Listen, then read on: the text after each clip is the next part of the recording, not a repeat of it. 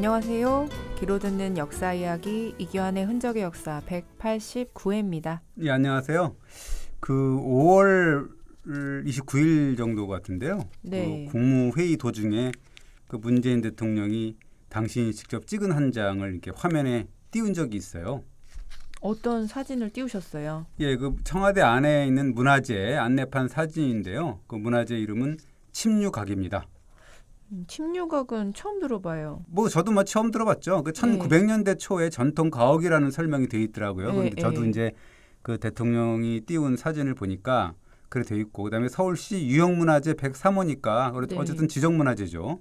그리고 그 경복궁의 북걸, 그러니까 북쪽 궁궐이라고 하는 거죠. 그러니까 그것의 부속 건물이다라고 이제 추정이 된다는 거죠. 그러니까 한 100년 지난 건물이니까 문화재 가치는 충분한 거죠. 그렇죠. 어쨌든 우리가 문화재라 그러면 보통은 이제 한 100년 정도는 그래도 뭐 묵어야 어느 정도 문화재라 우리가 이제 그렇게 보잖아요. 그러니까 그 정도면 충분한 것 같은데, 대통령이 이제 이 지적한 거는 아마 문화재 가치가 있고 없고를 따지는 것은 아니고 그 문화재 안내판을 문제를 삼은 거죠. 문화재 안내판요? 어떻게 설명을 해놨어요? 제가 한번 보니까 이렇게 돼 있더라고요. 그러니까 이 문화재 안내판 내용이에요. 1900년대 초 건축으로, 그러니까 그 침류각이 그렇다는 거고, 규모는 건평이 78평방미터다. 그리고 정면 4칸, 측면 2칸 반으로 양식은 세벌대기단, 굴돌이집, 겹처마, 팔짝지붕, 오량 가구로 되어 있다. 그리고 이제 전후면 중앙에 불발기를 두고 상하에 띠살과 교살로 구성한 창호 등을 설치했으며 딱지소로 또 이 굴돌이 및 장열을 바치고 있는 것이 특징이다. 이렇게 돼 있더라고요. 이게 안내판 내용이에요. 이게 무슨 뜻이에요? 그러니까요. 이게 그러니까 이제 대통령께서 사진을 찍어갖고 화면에 띄운 거겠죠. 뭐 당신들 아냐 이거죠. 그러니까 뭐라 그랬냐면, 여러분 세벌대기단이니 굴돌이집 돌이니 뭐 겹처마니 팔짝지붕이니 오량가구니 불발기니 띠살이니 교살이니 딱지손이 뭐 이런 용어들 혹시 아십니까? 라고 하면서 도종환 문화체육부 장관, 뭐 담당 이제 장관이잖아요. 그 사람한테 물었죠. 장관님 한번 뜻을 한번 설명해 줄 수 있을까요? 라고 이제 물어봤어요. 근데 정말 모르겠네요. 이걸 뜻을 좀 찾아보신 거예요? 그래서 제가 찾아봤죠. 그러니까 이 네이버 뭐죠? 뭐라 그러죠? 네이버에 있는 그 사전 같은 거. 네네네. 그런 거 있잖아요. 사진요? 우리가 뭐라 그러는데 그거 갑자기 생각이 안 나요. 어쨌든 그거를 이제 내 사전이라 그러나 뭐 내 박사라 그러나 뭐 그렇잖아요. 내 박사 네이버 박사님. 찾아봤는데, 그래서 제가 그런 생각도 했어요. 뭐 대통령께서 뭐 이렇게 할 일이 없어갖고 깨알짓하는 거 아니냐. 너무 너무 그런 거 아니냐를 생각을 했는데, 뭐 이런 것까지 지적하시나 할 일도 많으실 텐데, 또 이게 또 남북 관계라든지 북미 정상회담 또 훈수든 봐주시고 하려면 또 피곤하실 텐데 이런 것까지 하시나 라는 심정으로 제가 한번 찾아보겠다라서 찾아봤더니 정말 좀 황당한 그런 게 있더라고요. 왜요? 그러니까 도대체 뜻을 알 수가 없었어요. 그러니까 찾아봤는데도 그런다는 거거든요. 그러니까 제가 세벌대기단이라는 단어를 한번 찾아봤는데요. 뭐라 그랬냐면은 장대석을 세켜로 쌓아 만든 기반이다라고 돼 있어요. 무슨 뜻인지 알겠나요? 무슨 말인지 모르겠어요. 장대석이라는 단어도 찾아봐야겠네요. 그러니까 이제 아까 얘기했던 세벌대기단을 찾으니까 장대석이 나오잖아요. 그 장대석을 또 찾아봐야죠. 그러니까 또 장대석은 또 뭐냐니까 포장석으로서 긴 쪽 방향으로 깐 장방형의 마름돌이다라고 하는 거죠. 환장하는 거죠. 그러니까 뭐 이제는 장대석을 찾다가 포장석을 찾아야 되고 마름돌을 또 찾아야 되는 그런 상황이 되는 거죠. 이게 뭐 꼬리에 꼬리를 무는 사전 찾기인데요. 무슨 20개 고개 찾는 것 같이 그런 거죠. 그래서 이제 일단 포기를 했습니다. 그래서 이제 나중에 다음 거 굴돌이집이 뭔가 한번 찾아봤더니 뭐라고 표현이 되어 있냐면 둥근 모양의 도리로 꾸민 집이다라는 설명이 있어요. 그러면서 이제 향교라든가 서원이라든가 정자 건축에 주로 이용했다 뭐 이런 설명이 있는데, 그러면 도리를 또 한번 찾아봐야 되잖아요. 도리는 또 뭐라 그래 있냐면 기둥과 기둥 위에 건너 얹어서 그 위에 석가래를 놓은 나무다 이렇게 돼 있거든요. 그러니까 또 석가래를 또 찾아봐야 되잖아요. 그러니까 또 이것도 포기한 거죠. 그래서 이제 다음에는 겹처마, 팔짝지붕이라는 걸 찾아봤는데, 겹처마라는 것도 뭐냐면 무슨 뭐 처마 끝에 석가라 위에 짧은 석가래를 잇대어 다른 처마다 뭐 이렇게 나오고, 팔짝지붕은 또 뭐냐면 한국 목조 기와지붕 중에서 우진각 지붕과 같이 사방으로 지붕면이 있지만 양측 지붕면 위에 삼각형의 합각이 있어서 오진각 지붕 상부를 수평으로 잘라 그 위에 맞배 지붕을 올려놓은 것 같은 복합형 지붕 형식이다. 이렇게 돼 있더라고요. 우진각 지붕은 뭐고 또 삼각형의 합각은 또 뭐고 맞배 지붕이라는 말도 있네요. 그러니까 이제 이거를 다 찾을 수가 없으니까 이것도 제가 포기했죠. 그래서 다 포기해버리고 예. 오량기구가 뭔가라는 이제 해봤어요. 그러니까 예. 오량기구는 뭐라 하냐면 종단면상에 도리가 5줄로 걸리는 가구 형식이다 하더라고요. 그래서 제가 한번 그 설명 지식백과나 이런 전문가가 설명해 놓은 걸 그림까지 이렇게 돼 있어 갖고 예. 그림까지 한번 쭉 봤는데도 모르겠더라고요. 도대체 뭘 설명하는 건지. 그리고 그거 말고도 거기 아까 그 안내판에 나온 내용을 보면 불발기. 불발기는 또 뭐냐면 널문이나 뭐 종이를 두껍게 붙인 창호의 중간 일부에 채광이 되도록 완자쌀 등을 짠 후에 그곳에 창호지를 붙인 것이다라는 거죠. 이것도 포기죠. 그리고 뭐 띠살이니 교살이니 딱지손이 결국 뭐 찾다가 포기해버릴 수밖에 없는 그런 상황이었습니다. 아무리 설명을 해봐도 이해할 수가 없었으니까는요. 근데 좀 전문 건축 용어니까 그럴 수도 있잖아요. 전문가들은 그렇죠. 다 알겠죠. 그러니까 하는 얘기죠. 대통령께서 하는 얘기가 무슨 이 건축 용어가 어렵다고 타박하는 뭐 이런 건 아니죠. 그러니까 뭐 대통령도 그렇게 했잖아요. 오량가구니 세벌떼기다니 뭐 이런 용어들은 뭐 전통 가구 가옥 연구자들한테는 관심사일 거다 분명히. 그러나 일반 시민들한테 무슨 소용이냐. 일반 시민들의 관심사는 이 침류각이라는 건물이 무슨 용도로 만들어졌을까. 또 왜 지금 이 건물이 청와대 안에 와 있을까라는 뭐 이런 것들이 아니겠느냐라고 지적을 한 거죠. 그렇네요. 시민들이 뭐 전문 용어까지 알 필요는 없잖아요. 그러니까 이제 시민들이 원하는 정보가 아니고 이거는 전문가만 알아들을 수 있는 정보다. 네. 결국 이것은 누구를 위한 정보냐 이거죠. 그러니까. 맞아요. 그 시민들이 알고 싶어하는 거. 그러니까 가려운 곳을 긁어주는 그런 안내판, 뭐 그런 용어가 필요하다는 얘기인 것 그래서 같아요. 어쨌든 간에 이제 대통령이 또 한 말씀 하셨으니까 나름 이제 또 이 좀 안내판이라든가 고쳐야 되는 부분을 뭐 네. 생각을 해봐야 될 것 같은 거죠. 그러니까 시민을 위한 맞춤 행정이어야 되는 거지 누구를 위한 행정이겠냐 뭐 이런 거죠. 그래서 제가 말 나온 김에 이 안내판도 안내판이지만 저도 이렇게 평소에 문화재 이름을 쭉 한번 이렇게 보면서 네. 너무 어려운 것들이 좀 있었거든요. 그래서 이 한번 좀 찾아봐야 되겠다라는 생각을 했죠.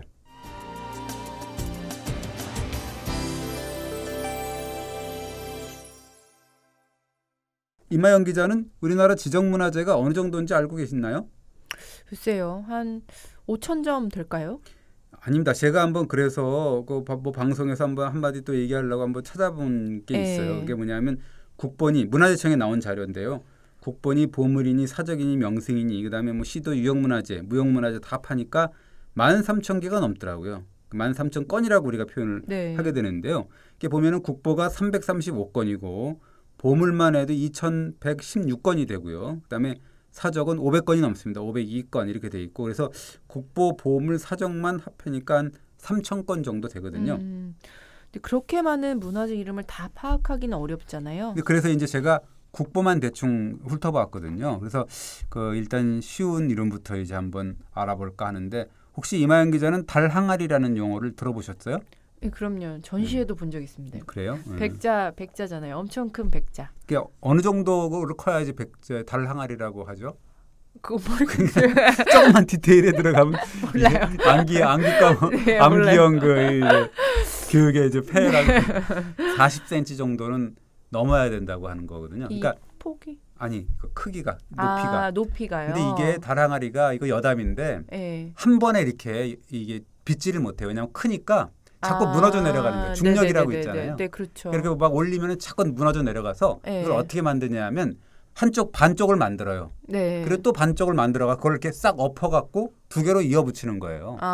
그렇게 이어붙이기 때문에 약간 원이 제대로 안 나와요. 그러니까 좀 이그러질 수도 있고 그렇거든요. 그러니까 안을 쭉 보면 좀 이렇게 붙인 흔적이 있고 막 그런 게 달항아리예요. 그러니까 완벽한 미는 아니지만 굉장히 질방미가 있는 거죠. 굉장히 비정형이 정형이다 우리가 얘기를 하는 거죠. 그러니까 어떻게 보면 고려 청자에 비해서는 좀 수준이 떨어진다 우리가 이제 그렇게 생각을 했었고 그래서 뭐 또 서민들의 그렇죠. 백자였고 그래서 각광을 받지 못했다가 처음에 일본인들 같은 경우는 고려 청자에 열광을 했잖아요. 그래서 뭐 19세기 말에 이토 히로부미 같은 경우는 이 고려 청자를 싹쓸이 쇼핑을 할 정도여서 한 1000여 점 완형을 가져갔거든요. 네네. 조선 백자 같은 경우 싸구려로 생각을 해갖고 상대도 하지 않았다가 요게 이제 그 일본에 우리가 흔히 얘기하는 민해 운동가라고 하는 야나기 무네요시, 이 사람 뭐 한국 사람이라고 아는 사람도 있습니다. 이름이 한자로 유종렬이거든요. 네네. 버들유자 유종렬이어서 이 사람 한국 사람이 아니야 그렇게 생각을 하는데 그건 아니고 야나기라는 일본 사람이거든요. 예. 뭐 그런 사람이라든가 그다음에 아사카 다꾸미 같은 사람들이 이 조선 백자 가지고 조선의 순방민이 한해 미야기 하면서 이제 재평가를 하게 된 거죠. 예, 뭐 또 고려 청자처럼 화려한 느낌은 아니니까요. 뭐 그렇다 그래갖고 이 야나기나 뭐 아사카와처럼 무슨 한해민이 뭐 애상민이 뭐 이런 식으로만 하는 것도 약간 폄하하는 거거든요. 왜냐하면 우리 민족의 그 문화를 갖다가 한해미라 그래갖고 뭐 그러니까 그렇죠. 너희들은 이 정복당할 수밖에 없는 민족이다라는 그런 인상을 줄 수밖에 없기 때문에 이런 것도 좀 조심을 해야 되는 부분이 있습니다. 어쨌든 요 야나기는 이런 사람보다도 조선 백자의 진가를 우리가 이제 대중적으로 정말 알린 분들이 따로 있거든요. 그 우리가 잘 아는 이 김한기 화백, 그다음에 또 미술사학자인 최순우 선생 두 분 다 아시죠? 네, 뭐 잘은 모르지만 그래도 이름은 들어보고 웬만큼 아는 분들. 그렇죠. 이분들이 같은 경우가 이제 그 유명한 분이요. 김한기 화백 같은 경우는 뭐 요새 뭐 수십억, 80억짜리 최고가 감정 가격 갖고 있는 뭐 그런 분이잖아요. 그렇죠. 어쨌든 이분들이 이제 그 대중적으로 이 조선 백자 아름다움, 특히 이제 다랑아리를 잘 알린 분인데 사실 다랑아리라는 멋들어진 이름을 이분들이 지어준 거거든요. 그럼 이분들이 다랑아리 이름을 지었다면 그 전에는 다른 이름을 쓰고 있었다는 얘기네요. 그렇죠. 그 전에는 이제 백자대호, 백자호 뭐 이런 이름이었죠. 백자호, 백자대호 이게 무슨 뜻이에요? 백자라는 건 알겠잖아요, 그죠? 백자니까. 근데 이제 대호는 뭐냐? 호하고 대호는 뭐냐? 호는 항아리 호자거든요. 그러니까 이 항아리인데 대호라는 거는 큰 항아리다 뭐 이런 거죠. 큰 대자. 그러니까 어려운 말은 아니에요. 어떻게 보면 한자를 아는 사람한테는 그러니까 큰 대자니까 항아리 호자니까 그렇습니다. 근데 백자호, 백자대호라고 하니까 언뜻 와닿지가 않아요. 그렇죠. 얼마나 무미건조하고 뭐 그런 거예요. 그 전문 용어 같은 느낌이 확 들잖아요. 멋대가리도 없고 그래서 이제 이런 이름이었는데 해방 이후에 두 분이 절친이었어요. 김한기 화백하고 그 최순호 선생하고 이렇게 그 지인이었는데 그 최순호 선생은 무량수전 베을린 기둥에 기대서서라는 책 유명하잖아요. 그거 쓰신 분이거든요. 그러니까 누가 먼저 할 것도 없이 뭐 설왕설래가 있습니다. 누가 먼저 그랬나라고 하지만 어쨌든 그 달 항아리라는 멋들어진 이름을 지었죠. 이게 참 운치 있는 이름이에요. 그렇습니다. 그래서 뭐 이 일제 강점기에 이 고미술상을 했던 분인데 홍기대라는 사람이 회고담을 했는데 이런 내용이 나옵니다. 김한기 화백이 도자기를 사기 시작한 거는 해방 이후다. 자기한테서 찌그러진 항아리 하나를 사간 적이 있는데 특별히 비싼 거를 소장한 것도 아니다. 근데 찌그러진 것만 보면 이상하게 좋아했다. 그리고 이제 그 백자 항아리 중에서도 일제 때 이걸 둥글다고 해갖고 원호, 그러니까 마루 치보라고 했는데 일제 사람들이 한 항아리를 특별히 좋아했다. 그가 이 항아리를 달 항아리라고 이름 붙였다라고 했습니다. 그러니까 항아리가 두둥실 하늘에 떴다는 거잖아요. 그렇죠. 달처럼 보름달처럼 두둥실 떴다는 거고 이 김한기 화백이 1947년에 바로 경향신문 기고문에서 이렇게 썼어요. 백자 항아리가 구름처럼 희다. 안으면 한아름이 철철 넘고 뭐 등에 지면은 한 짐이 되는 그런 백자 항아리다. 구름도 희고 옷도 희지만 백자에서처럼 조선 사람의 흰빛에 대한 동경이 구체적으로 표현된 것은 없다라고 이제 했습니다. 그러면서 이제 1949년도 신천지에 뭐 시를 하나 실었어요. 이분이 또 시도 잘 짓는 것 같아요. 그러면서 이조 항아리라고 그랬는데 지평선 위에 항아리가 둥그렇게 앉아 있다. 좁다 못해 둥실 떠 있다. 둥근 하늘과 둥근 항아리와 뭐 이런 식으로 이제 읊었거든요. 그럼 김한기 화백이 원조예요? 그 사실은 뭐 최순우 선생도 비슷한 시기에 하여튼 언급을 했죠. 그래서 이제 뭐라 그랬냐면 전문가들은 뭐 백자호니 백자대호라고 하지만 우리의 어떻든 간에 그냥 달 항아리로 부르면 어떠냐라고 이제 했거든요. 그러니까 그 1963년에 동아일보에 기고한 거를 보면 굉장히 그 달 항아리 예찬론을 펼치면서 이렇게 얘기를 합니다. 나는 주변에 놓여 있는 이조 백자 항아리들을 늘 다정한 애인 같거니 하고 이제 생각을 했었다는 거예요. 그런데 오늘 어떤 그 백발이 성성한 노 감상가 한 분이 자기를 찾아와 가지고 요런 그 시원하고 부드럽게 생긴 요 달 항아리를 어루만져 보고는 혼잣말처럼 이렇게 얘기를 했다는 겁니다. 아, 잘생긴 며느리 같구나라고 하면서 이제 즐겁게 이렇게 봤다는 거죠. 이 잘생긴 며느리 같다는 말이 여기서 나왔나 봐요. 요즘은 아마 잘생긴 며느리 같다라고 해갖고 달항아리로 얘기하면 아마 뭐 이 좀 페미니즘에 약간 걸리지 않을까 생각이 되는 이 정도면 거죠. 괜찮지 그렇죠? 왜냐하면 달항아리가 뭐 이렇게 뚱뚱하고 이런 게 뭐 며느리 잘생긴 며느리라고 하는 건 좀 그런 이상하지 의미에서? 않아? 뭐 이런 의미로 받아들일 수가 있잖아요. 그죠? 네네네네네. 옛날에는 그렇진 않았는데 맏며느리라고 우리가 얘기하고 막 그랬잖아요. 맏며느리감. 그런 예. 맏며느리감이라고. 뭐 이런 거죠. 본인은 자기는 생각을 해보니까 계속 좀 나이가 어리니까 자기가. 네. 근데 애인 같다고 생각을 했는데 연세 드신 분이 와서는 며느리 같다라고 했다는 거죠. 그러니까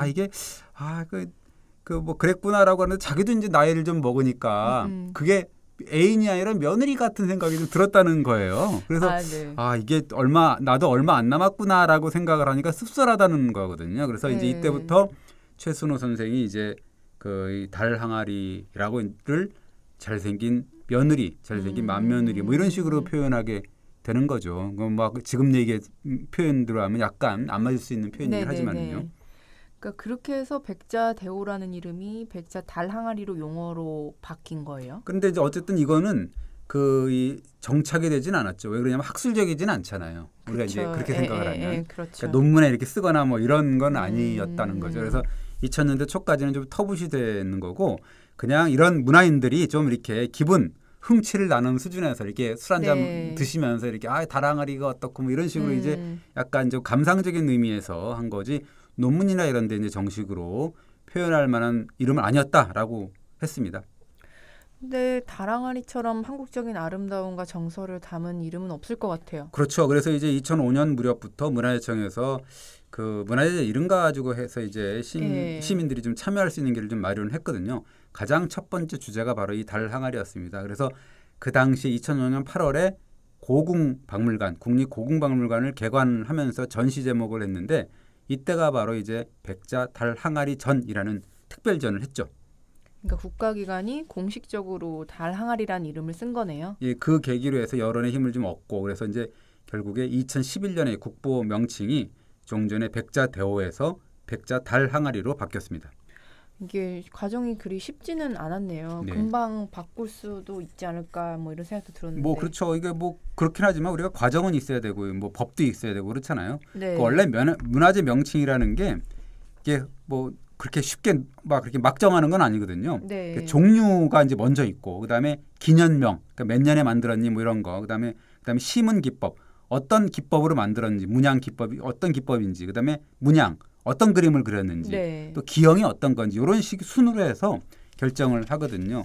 그 예를 들자면 문화재 이름을 이렇게 보면 국보 119호가 뭐냐면 금동연가 7년명 열애 입상이라고 돼 있거든요. 그러니까 뭐냐면 종류가 금동으로 만들었다는 거고 그렇죠, 예. 기년명은 연가 7년이라는 거고 그다음에 심은 기법의 문양 기법 이렇게 금동 열애 입상이라는 그런 순으로 이렇게 이름을 한 거죠. 그리고 국보 133호는 뭐냐면 되게 어려운데 청자, 동화, 연화문, 표지방 모양, 주전자 이렇게 돼 있거든요. 그럼 뭐냐면 종류는 청자고 심은 기법은 동화, 그러니까 청동 뭐 이렇게 만들었고 그다음에 문양은 연화문이다라는 거고 기형은 표주박 모양이다라고 하는 거고 그다음에 주전자다라는 식으로 이렇게 차례차례 붙이는 거거든요. 그러니까 쉽게 붙이는 건 아니에요. 그러니까 어쨌든 그런데도 불구하고 이제 달항아리처럼 이제 이런 유물들은 이런 전통적인 이름보다는 정말 미감, 아름다움 이런 거를 내포하는 정감 있는 이름으로 바뀐 거죠.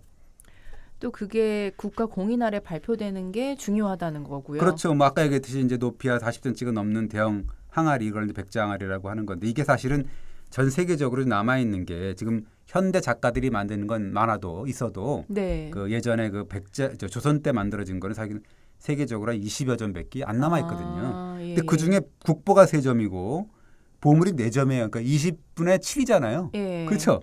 그 굉장히 타율이라 우리가 야구로 생각하면 타율이 엄청난 거죠. 그러네요. 이게 백자 달 항아리라는 이름이 또 한몫했나요? 물론 뭐 백자 대오일 때도 뭐 그렇게 했겠지만 어느 정도 이제 그 이름 하나 바꿨지만 굉장히 친근하고 서민적인 이미지의 국보로 우리가 거듭나게 되고 우리가 많은 사람들이 사랑하게 되는 서민들이 그런 이제 그 아주 독보적인 국보로 거듭나게 된 거죠. 그러네요. 대통령도 말씀대로 좀 서민적인 이름이 좋은 것 같아요. 웬만하면 이름 그렇게 지으면 좋을 것 같아요. 그래서 뭐 대통령이 뭐 깨알짓이하는 게 아니라 뭐 제가 올 때는 뭐 지적할 만한 거 하셨지 않았냐는 생각이 듭니다. 그런 네. 게 또 디테일한 거긴 하지만 그래서 그 뭐 그렇게 이름을 지으면 좋을 것 같죠. 그래서 사실은 백장아리 정도는 아니지만 그래도 이름을 들을 수 있는 이름은 좀 알 수 있는 국보들이 몇 개 있습니다. 어떤 것들이에요? 그 임 기자는 혹시 청자 과형병이라고 하는 게 뭐를 뜻하는 건지 혹시 뭐 아세요?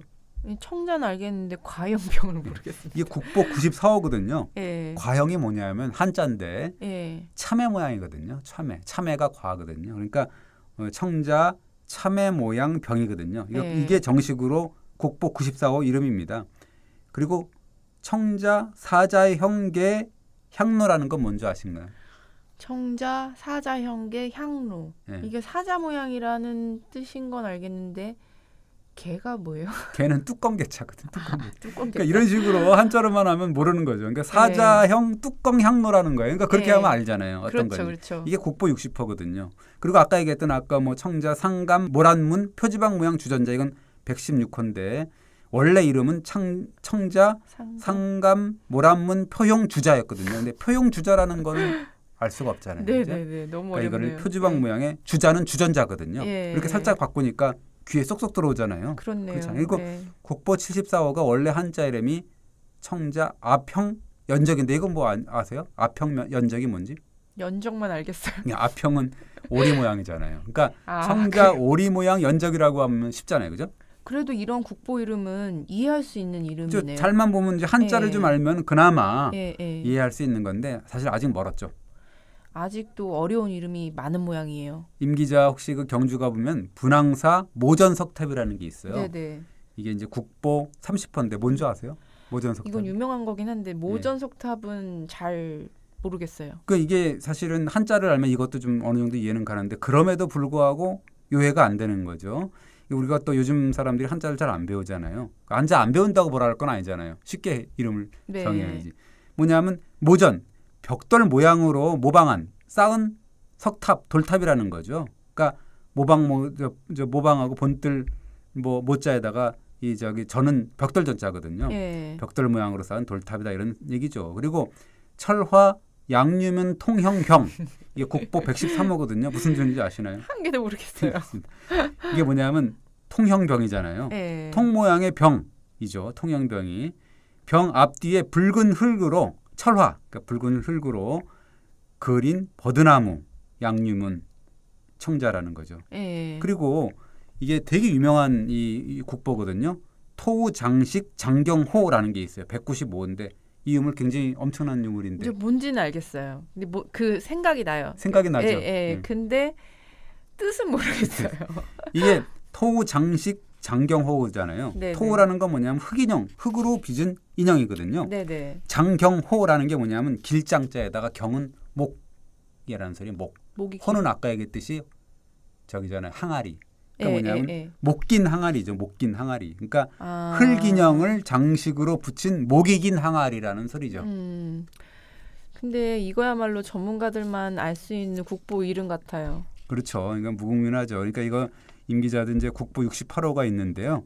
청자, 상감, 운항문, 매병 이게 있거든요. 뭔지 아세요? 정감, 상감, 운항문, 매병. 청자요. 청자. 이거 청- 이름이 청자. 헷갈려갖고 하도 그러니까 어려우니까 그런 거예요. 뭐 상감으로 만든 청자. 네. 그리고 우는 구름. 네. 학은 학. 네. 뭐 이런 뜻인 것 같은데. 그 병은 그 병이죠. 근데 매병이 있잖아요. 매병. 매병이 뭘 것 같아요? 매병은 모르겠어요. 매화인가요? 매화? 약간 비슷한 거죠. 그러니까 매병이 뭐냐면 우리가 이렇게 입은 좀 작고 예. 이렇게 그 풍만하고 하면서 몸체가 서서히 좁아지는 이런 병이 있잖아요. 이렇게 네. 병, 꽃병 같은 그런 거. 이렇게 이렇게 상상이 가시죠? 이런 네네네네. 그 서서히 좁아지는 병을 일컫는데 원래 명나라와 청나라 시대에 생긴 그릇이라 그래서 여기 원래는 뭐 매화꽃을 꽂아서 사용했다 그래갖고 이제 아까 얘기했듯이 매화병이라고 매병이라고 했거든요. 사실 근데 이것도 정말로 꽃병인지 잘 몰라요. 아닐 수도 있거든요. 네. 인삼주라든가 매화주라든가 이런 술을 담는 용도로도 쓸 수 있으니까는. 근데 어쨌든 이제 이마영 기자가 대충 맞춘 거죠. 뭐 매화꽃 뭐 이렇게 얘기했으니까. 네네네. 이제 그런 거긴 하지만 맞췄지만 그래도 이것은 매병이 사실은 지금 와갖고는 네. 적당한 용어인지는 모르겠다는 거예요. 왜냐하면 매병이라는 게 사실 아까 했지 인삼주나 매화주 담는 그런 술병일 수도 있으니까는. 네네네. 뭐 그런 게 하나 있고 그다음에 또 하나 있어요. 알쏭달쏭한 이름인데 독이 기마인물형 명기라는 게 있거든요. 이게 국보 91호인데 무슨 이름인지 짐작하시겠나요? 그 독이로 된 말을 탄 기마는 말을 탄 인물 모양의 유물이다. 예. 근데 명기가 해석이 안 됩니다. 명기 저도 잘 모르겠더라고요 처음에. 그래서 예. 이게 어디서 나왔냐면 경주의 금령청이라서 나온 출토된 한 쌍의 톡입니다. 한 사람은 말을 타고 있는 사람이고 한 사람은 또 이렇게 좀 시종이에요. 아, 두 개 이제 딱 쌍으로 나왔는데. 네네. 근데 이게 명기라는 게 뭐냐면 밝을 명자에 그릇기자라는 건데 식기나 악기 그다음에 무기 같은 거를 무덤에 이렇게 함께 묻는데 그 실물을 묻는 게 아니라 조금 모형을 만들어서 조그맣게 그 만들어 놓는 거예요. 상징적으로 이제 만들어서 이렇게 묻는 껴무지라는 걸 명기라고 하더라고요. 저도 잘 몰랐습니다. 근데 명기라는 용어를 모르면 아예 짐작이 안 되는 이름인데요. 짐작이 안 되는 거죠. 이건 뭐 알 수가 없는 거죠. 그러니까 그냥 그런가 보다 하고 아는 척하는 거죠. 모른다 그러면 그런 쪽팔리니까 그렇죠? 그런 거고. 요거는 모를 거예요. 이것도 청자 은입사 포류수군문 정병 국보 92호인데 모르죠? 은을 입힌 걸까요? 전혀 모르겠는데요. 맞아요. 네. 은입사니까 은을 입힌 건데 네. 은입사라는 게 뭐냐면 은을 박아서 장식한 기법입니다. 네. 포류수군문이라는 건 뭐냐면 우거진 갈대와 수양보들이 늘어진 언덕이 있고 그 주위로 오래를 비롯한 물새들이 이 수금이니까 물새들이 헤엄치거나 날아오르는 풍경을 그린 병입니다. 라는 거죠. 그런데 정병은 또 뭐예요? 정병이라는 것도 여기 또 하나 마지막 관문이죠. 포류수군문까지는 알았는데 은입사까지도 알았는데 네. 정병은 또 뭐야? 라고 하면 이제 정병은 불교 오식 때 물을 담아주는 병이에요. 그러니까 정결한 병이라는 뜻이죠. 정말 알쏭달쏭한데요. 이거는 공부를 해도 잘 모를 것 같아요. 그러니까 저도 이제 공부하면서 한참 들여다보고 공부해도 이제 그래서 뭐 이 한자를 알아도 사실은 그거 이해하려 그러면 뭐 여러 번 들여다봐야 되는데 이게 이름만 보면 절대 무슨 유물인지 알 수가 없는 거죠. 또 그런 유물들이 있어요? 이 국보 7호가 있는데요. 천안에 봉선 홍경사 갈기비라는 게 있거든요. 갈기비는 뭘까요? 봉선 홍경사는 그렇다 손 치더라도 갈기비는 또 뭐야? 저도 이제 찾아봤어요. 석비라는 거 있잖아요. 돌로 만든 비석. 근데 이건 요 갈기비라는 거는 석비보다 조금 작은 비석을 갈비라고 하더라고요. 그러니까 비문은 요 비문 또 뭐 당대 그 고려시대 최고의 유학자였던 최충이 짓고 글씨는 뭐 백현이라는 사람이 썼다는 거고 그런 거래요. 그래서 되게 유명한 거고 그러니까 국보가 됐겠죠, 그죠? 그리고 이제 뭐 하나 해심 고신 제서라는 이 국보 43호가 있습니다. 뭔지 아시나요? 저한테 오늘 너무 많은 시험 문제를 내주시는 거 아닌가요? 맞습니다. 나도 몰랐으니까 걱정하지 않아도 될 것 같아요. 네네. 저도 공부해서 알려주는 거니까. 네. 아니 굳이 모르시는 건 제가 어떻게 알아요? 그 해심 고신제서라는 건 뭐냐면 고려 고종 3년 때 1216년에 송광사의 제2세 진각 국사 해심안이라는 대선사에게 호를 내릴 것을 제가한 것이다라는 거죠. 이 설명 자체도 어려워요. 두루마리 묵선데 그래서 뭐 굉장히 몇 점 안 되는 희귀 자료라서 국보라는 거죠. 근데 그것까지 우리 일반인들이 알아야 하는 걸까요? 국보라니까 하는 소리고요. 몰라도 되는 거긴 하지만 그래도 국보니까 우리가 되게 중요한 거라는 건 알겠잖아요. 그죠? 그렇죠. 뭐 예를 들자면 또 있죠. 국보 122호가 녹유골호라는 게 있거든요. 물어봐도 모를 것 같아서 전혀 설명 뭐 맨날 물어봐야 한다고 뭐 알 수 있는 것도 아니고 골호라는 게 뭐냐면 불교에서 그 시신을 화장한 다음에 유골을 매장하는데 사용하는 그런 뼈 항아리 이걸 이제 골호라고 합니다. 요 항아리의 몸체 그다음에 뚜껑에 이제 녹색 유약을 발랐다 그래가지고 녹유골호라고 했다는 거죠. 그리고 이제 국보 136호는 금동 용두보당이라는 게 있습니다. 이게 또 뭐냐면 절에서 이제 사찰의 영역이라는 거 뭐 표시하거나 뭐 의식용으로 거는 깃발을 다는 뭐 이 장대 당간이라고 하죠. 당간지주라고 막 하는 그런 게 있잖아요. 그죠? 우리가 절에 가면 요게 이제 그 당 꼭대기 안에 뭐 용의 머리 모양 이렇게 장식된 것 이게 이제 용두보당이라는 거죠. 네, 참 아무리 설명해 주셔도 잘 모르겠어요. 저는 포기하겠습니다. 나도 그래도 뭐 저도 그냥 이렇게 말하고 포기하고 잊어먹으려고요. 이런 국보도 아무리 이름이 뭐 사실 어렵긴 하더라도 사실 뭐 되게 희귀하고 중요하기 때문에 국보로 우리가 특별 대우해주긴 하지만 네. 그래도 이제 뭐 때때마다 읽으면 되는 거지 이걸 굳이 외워야 될 필요는 그렇죠. 없지 않을까. 아 국보니까 되게 중요하구나라는 걸 이제 생각을 하면 되고 예. 뭐 그렇죠. 이름이 너무 어려운 것 같아요. 그렇죠. 뭐 예를 들면 뭐 그런 뭐 여러 가지가 있어요. 뭐 계유명 전시 아미타불 비상 108호 뭐 계유명 뭐 삼전 천불 비상이니 뭐니 뚜겁창이니 나전 화문 동경이니 17사 고금 통이니 뭐 하여튼 이름을 열거하기도 힘들 정도의 예. 어려운 그런 국보들이 많은데 국보만 그런 게 아니라 보물은 또 얼마나 어렵겠습니까, 그죠? 아 이름만 들어도 약간 숨이 막힌 느낌이. 그렇죠. 이게 사실은 예. 뭐 물론 그 이름을 아무나 지을 수는 없잖아, 아무거나. 그래서 그렇죠. 이 문화재의 의미를 훼손하지도 않으면서도 쉽게 이름을 붙이기는 사실 굉장히 어려운 거거든요. 뭐 사실 해보라 그러면 네. 쉽지 않은 거거든요. 그럴 것 같기는 해요. 네. 쉽게 짓는다고 해서 또 국보의 의미를 잃게 할 수는 없고 그렇죠. 또 그러면서 귀에 쏙쏙 들어오는 이름을 짓는다는 거는 쉽지가 않을 것 같아요. 그러니까 이제 그 달 항아리처럼 김한규화백이나 뭐 최순호 선생이 그렇게 네. 멋들어진 그런 이름을 짓는다는 게 사실 쉽지가 않죠. 이번에 대통령 말씀이 나온 김에 문화재 명칭도 좀 쉽게 쓰면 좋겠네요. 그렇죠. 이제 문화재 안내판 뭐 오늘도 뭐 연합뉴스에서 기사를 하나 떴던데 그 무슨 안내판이 너무 어려운 거 가지고 이제 대통령이 한 말씀 하셨으니까 이제 그거 어떻게 해야 되는 거 아니냐 뭐 이렇게도 나왔던데 안내판도 안내판이지만 지금 얘기했듯이 이제 문화재 명칭도 좀 네. 제대로 해야 돼서 전체적으로 한번 손을 봐야 되지 않나. 이게 시대착오적이잖아요, 그죠? 네. 너무 그래서 그 관련해서 윤용희 명지대 교수, 석좌 교수더라고요. 근데 그분하고 통화를 했더니 이제 한마디 하시더라고요. 문화재 명칭은 중학생 정도의 수준에서 이해할 수 있게 해야 된다라는 거죠. 예, 또 저도 신문 기사 쓸 때 네. 중학생이 알아들을 수 있게 써야 된다고 늘 얘기를 많이 들었는데요. 원래 그래서 신문 기자가 네. 물론 그 지식은 이게 중학생 정도의 지식을 갖추면 된 그 수준에 맞게 이제 기사를 써야 된다는 네. 거 하잖아요. 근데 사실 쉽지가 않아요. 맞아요, 어렵습니다. 경제 문제라든가 뭐 IT 맞잖아요, 네, 지금 저는 그죠? 너무 어렵습니다. 그걸 어떻게 해야죠? 오늘 그걸 펌웨어. 이해를 해야지. 펌웨어 썼는데 펌웨어.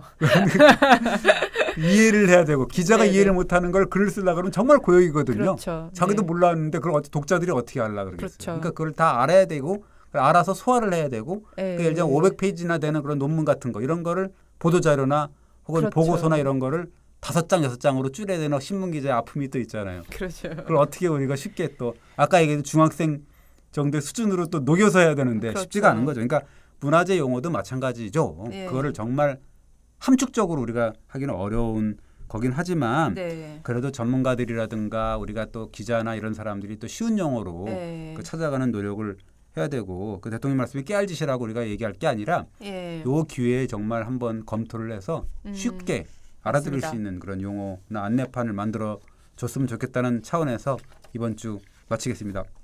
예, 감사합니다. 고맙습니다.